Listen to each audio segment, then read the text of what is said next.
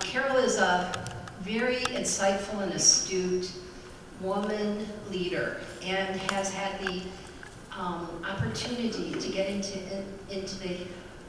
get insights into women-owned businesses and women leaders through her work. And so I am so proud and pleased that she was gracious enough to accept our invitation to be our Mistress of Ceremonies today. Please help me to welcome Carol Belay.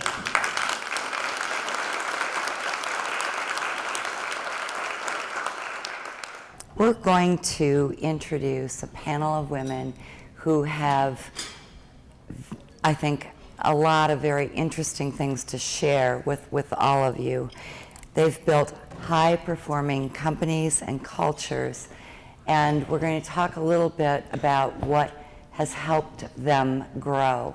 Before we started, I asked each of the panel members to contemplate specific leadership qualities that they thought were important in the success of their businesses. Maybe Linda, we'll start with you and come down the road just in terms of how you thought about that and what things stand out as being the most important. Well, I think the first thing, hello everybody, it's really nice to be here with all these amazing women, so I hope I get a chance to meet most of you. But first of all, I think it's about a vision, having in your heart, knowing what you want to accomplish. When we started out, for me, I grew up in a very humble neighborhood, 8 Mile and Groesbeck and Warren, if people know where that's at. And everybody in my neighborhood had legal issues, but could never afford a lawyer. So really, my heart was always about doing something good. And so when we started out, it was about, I started my law firm, I had a vision for just doing something right and good. I didn't really know the end path, but I felt if I invested in people, if I did good for people that I represented, that good things would come to us, and they have. The second thing I think that's most important is trust. I mean, you can't buy trust, you either can be trustworthy or you're not.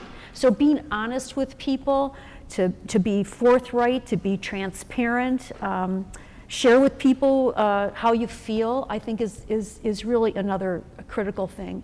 And the third thing, I think, it's about being optimistic. It's about having a forward, optimistic look at life and about people. I mean, I think being an entrepreneur, I failed a million times. You know, I've tried a lot of businesses, didn't work out, but it's about getting back up again and about being optimistic about your people. I've learned in having lots of people now that people look at things differently. They're learning, their backgrounds are different. We're all not gonna learn and grow at the same pace, but if you believe in others and you're optimistic, I think that you'll be successful. I was just going to mention that I read a study recently that said one of those entrepreneur magazines, and they said they studied thousands of entrepreneurial businesses, and why were some hugely successful and others failed? And they found the only difference between successful businesses and unsuccessful was how fast they recovered from a failure. So it's a matter of getting yourself back up, whether it's personally, in your personal goals, or in your business. Hi, I'm really happy to be here too. Thanks for having us and for listening to us. I'm not sure I followed the assignment exactly, but I would say for me, in terms of building our culture, it's a true belief that putting the team first, putting the interest of the business and making business decisions over self, and really believing in serving others. And I think that when you're building a culture, having it genuine, having something that is demonstrated, it can't just come from me. I can live it, but it has to really come from everybody. And one of the messages that we started delivering is culture is really a reflection of all of us, of how we treat each other every single day, in work and when you face challenges and when you need help from a team member. So I would say, having kind of a team first mentality, putting our people first, where we really try to put our people before thoughts of money or profits or things like that. The second thing I would say is, in terms of culture, is making the decision to invest in culture. I've done a lot of reading, and have made some that might have been controversial decisions at the time when maybe we couldn't afford it, to make that my priority, to make culture a priority in how I spend my time, in what I ask of people. And I think that it has paid off. Sometimes our CFO would say, what are you doing, or whatever, but it's come through. And I think, really making that investment in culture, and it doesn't always have to cost money, right? It can be engaging people. So one of the things that we've done is we have committees. We have kind of a giving back, a charitable committee where they decide what they want to do and throughout the year. We have an employee activities committee where they come up with fun things. So it's not coming from me, it's self-sustaining. People who want to do it participate. We have a wellness committee. One of the things I've created this year is a culture committees based on certain topics. So culture, people initially might think, donuts and bagels. It's also about accountability, about putting the right people in the right seat.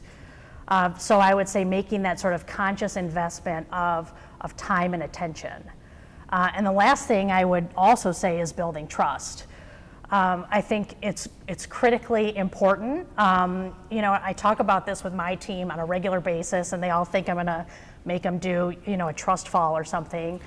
And I say, no, that's not what I'm talking about. And we look at communication, listening. We've implemented employee surveys. I do, with my HR director, every few weeks, employee roundtables. We put notes on our intranet. So just trying to find all different ways to communicate, both top down and bottom up, and really listen and engage people.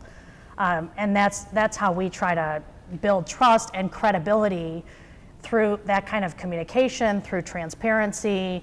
And once you have a vision, really looking at goal setting and then communicating the why.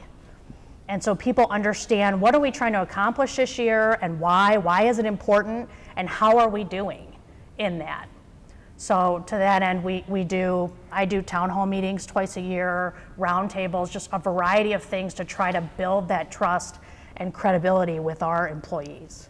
If there is one thing in hindsight that turned out to be one of the best things, one of the best policies, one of the best skill sets, and maybe it was a passion, what one thing do you still believe is responsible for the success of your businesses?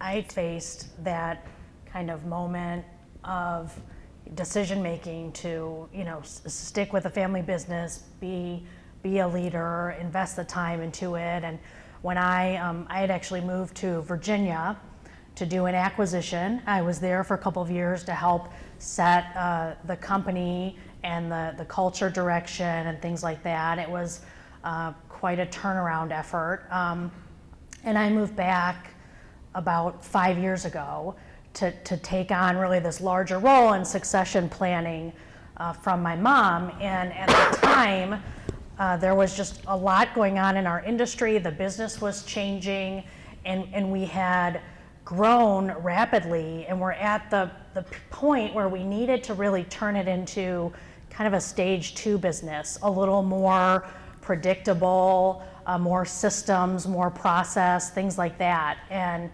so that was, it was a pivotal moment for me to say, am I ready to do this? Am I willing to put in the time to make this work, and a determination to say, yep, I am. I'm gonna go all in, I'm gonna invest the time, and I'm gonna figure it out, and I'm gonna make this work. And looking back, really, what I talked about earlier, the first thing I decided to do was focus on culture and our employees. And part of that was the belief that, the employees then help the clients, and they help each other, and your business improves, and it starts with culture.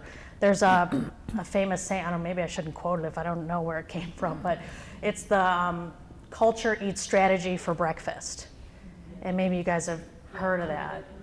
Okay, so it was really taking that and implementing that in our business. And we, 4 years ago, we started an employee survey just to gauge, how are we doing? What is our baseline? Like, you go into the doctor for your physical, what's the baseline? And we've improved that every year now pretty significantly. So looking back, it was a tough and sort of conscious decision at the time. And we're still sort of in it, but so far, I think it's been a good one. So Alison, in your case, it was more about confidence. And that's what maybe what you bring to the firm now is just that a real sense of self-confidence. Well, that's a work in process, right, for everybody every day, I think. Show of hands. Okay. But I think it was, am I ready and willing to do this and to really make it successful no matter what? It was a determination and then a decision to invest in culture first, really, is kind of when I look back on the decisioning, what came first. It's people. It's Linda. surrounding yourself with good people, empowering them, giving them a chance. Now, I hired everybody's kids. Everybody called me. I hired anybody who showed up and needed a job, to be honest. But honestly, it worked out. I mean, it worked out for the 10 years before she changed everything. But because I think what happened when Alison took over, it was 10 years into the business, maybe more. What got you to be an entrepreneurial organization? I mean, I hired my best friend.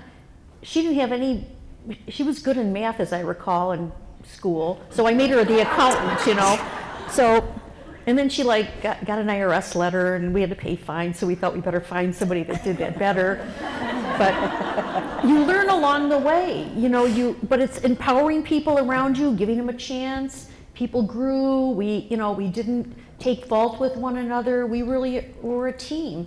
And then I think when you get to get a bigger company, you have to put more structure. Now, I don't like structure. That's not what I do. That's what Alison does. Because you have to I'm an entrepreneur. I like to be trying things. You got to be experimenting. You got to be failing. If you're not going against gravity, jumping out of buildings, you're not going to be successful. You've got to, even whether you're in a corporation or starting out yourself, you've got to take some risks and you have to be useful. So, I mean, I just think for me, it was all about surrounding myself with people who supported me, loved me. I valued loyalty. I needed, because I was working hard, they were working hard, we had to be loyal to one another and we had each other's back. We would go to the ball game. And sometimes people would go back to the office and do work. Now that work had to be corrected in the morning.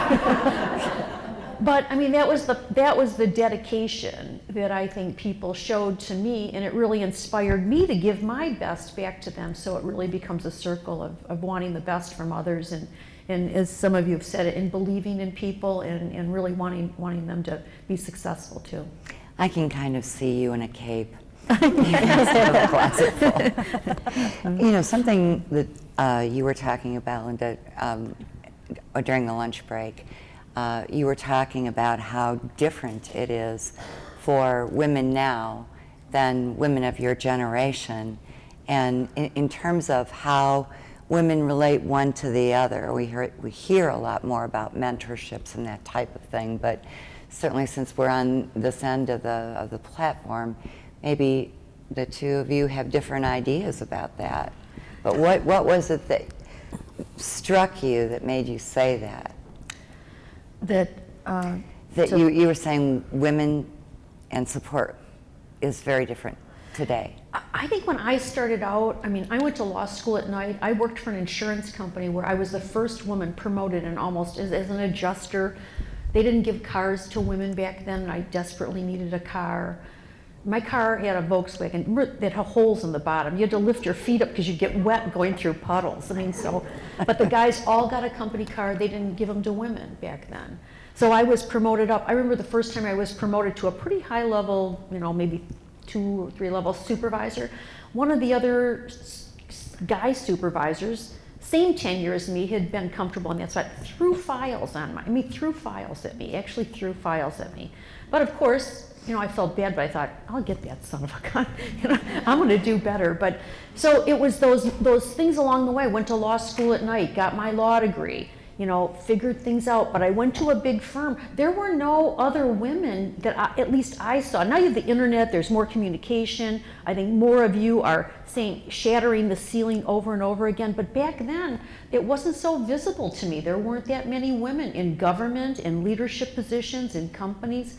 I went to a law firm. There were women, but they were all writing legal briefs in an appellate department. They weren't trial lawyers. And honestly, I kind of did stuff because I didn't even know any better that women weren't supposed to do that. So when I broke out there, and I think for a lot of women, we were talking earlier that, she was a reporter, and back then there weren't that many women reporters. She became the editor of a major business magazine. I got locked in the back of police cars. Yeah.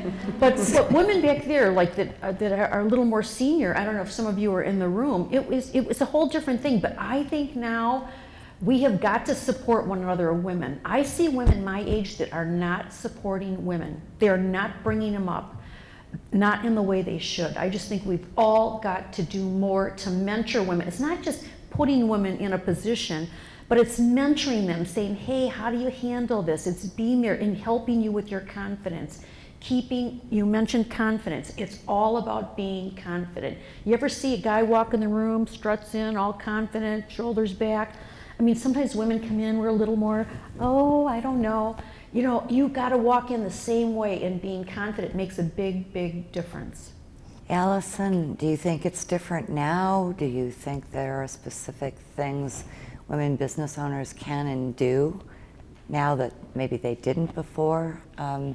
You're sitting present generation, so really curious as to your perceptions. I would echo what both of these women have said.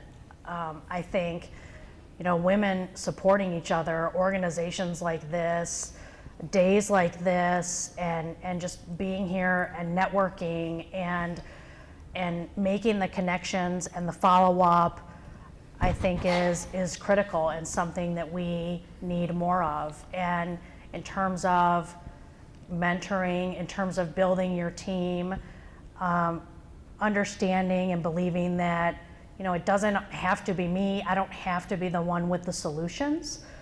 And I've tried to put a team around me that has different perspectives, different skill sets, and really waiting for the right people, not being desperate. Sometimes I think we get, at least in my business, oh my gosh, we need somebody right now. I need a solution right now.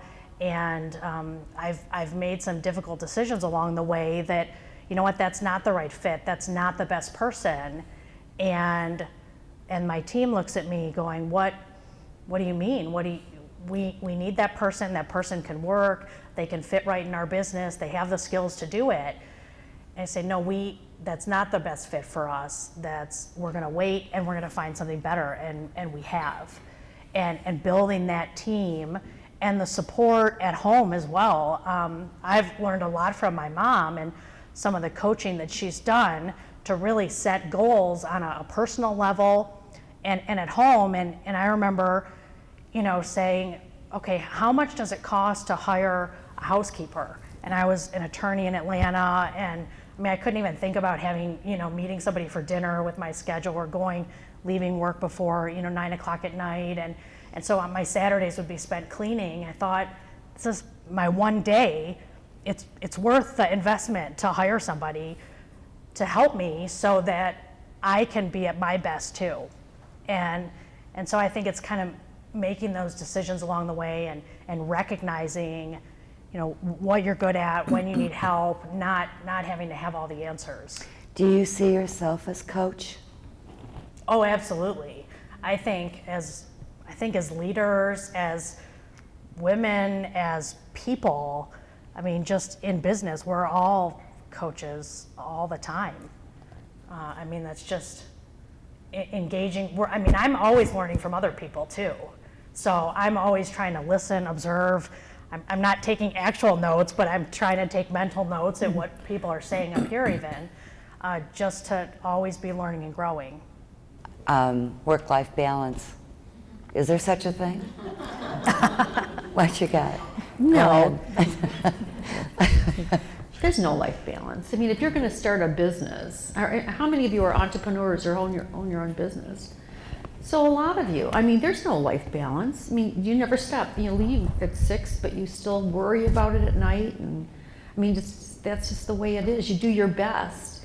But I'm going to tell you a secret that really changed my life, and that was making a vision for myself. What do I want to be in 20 years? Where do I want to be?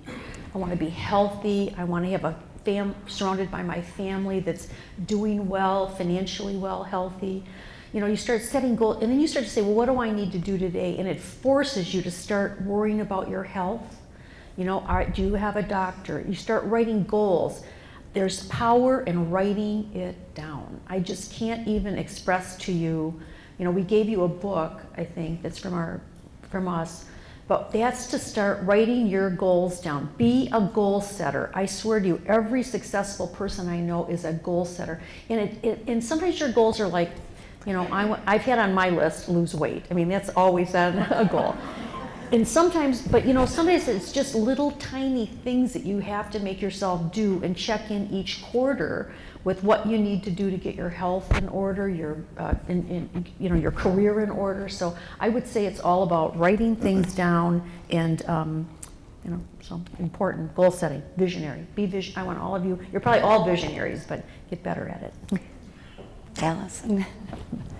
I would also say no, not really. I think it's being intentional with your use of time. And so I think the business for me is pretty all-consuming. My mom thinks I'm, you know, taking vacations all the time, I'm sure, but it's about you know, how much thought and work I put into the business. Do you have less work-life balance than anyone because your mom's looking over your shoulder? No, I tried to get over that a while ago. You stopped listening at 14, right? It's a little older than that, but you know, it is two different perspectives, I think, and she's really all about the business, and I try to say, okay, I need a couple of days for my own sort of mental health and recovery, or my, you know, my physical well-being, whatever it is, and set that time a little bit more intentionally. And then if we happen to be together, I've even started saying, okay, you know, we can talk about business these couple days, but these days I really need a break. And she doesn't She's get blushing. that. But I you know, two different perspectives. I don't know if it's generational. I'm not a slacker, but you know. Really, Mom. So it's just, I think, being intentional with when I do take a break or how to spend my time to try to create some element of balance, even though I don't really think it's that. It's just where are you going to put your focus? Cheers. Cheers. I'm going to come down to the floor, and we can pass the microphone back Can I and add forth. while you're walking? Yes, do. I think sometimes as women we feel like we need to take everything on, and I look at some of the men who are leading businesses, and I remember I was just at an offsite, and one of them said, you know, for me and my business, I need to take so many weeks off per year and reset, and it was a big number. And I thought, wow, I mean, I would never be able to think like that. And it really has changed my thinking a little bit, because I have guilt. I don't know if it's a woman thing or, you know, but I think we take things on and then we feel guilty that we're not at work or not at home or not doing this or not doing that. So I'm trying to help myself with that, because I see a lot of men who don't seem to have that kind of guilt. It's just, They have no guilt. this is what this is what I'm doing, and I'm going to take 6 weeks off for my business and myself and all that. And it's a different way of thinking that was really foreign to me. So anyway, just a woman thing. Go ahead. Thank you, ladies, so much for sharing with us today. And this is my amazing business partner sitting next to me. And we've had these conversations so many times about that work-life balance. And she has a 2-year-old. I have a child about to go to college. So we're at very different stages in our lives. And I work nonstop. Like, for me, I feel guilty when I'm not working. And she has to give me that balance. So I'm like, okay, Tammy, put the brakes on. So thank you for that. My question is, as an entrepreneur, and I'm sure as many women in this room, our mind never shuts off and is constantly thinking about, okay, how can we make this process better? How can we do this? Being able to diversify and explore new opportunities and making sure that we're pursuing that vision for our business and that we're not stagnant. And my question really is, I guess, to the Orlans, and I see from your presentation how you started your business in one area and then you kind of expanded and started to go into other areas. Like, when did you know that it was time to expand? Which things to expand on? Because your mind is constantly like moving, like, I want to do this, and what about this, and here's an opportunity. Just would love to get some insight. Yes, that describes my mother.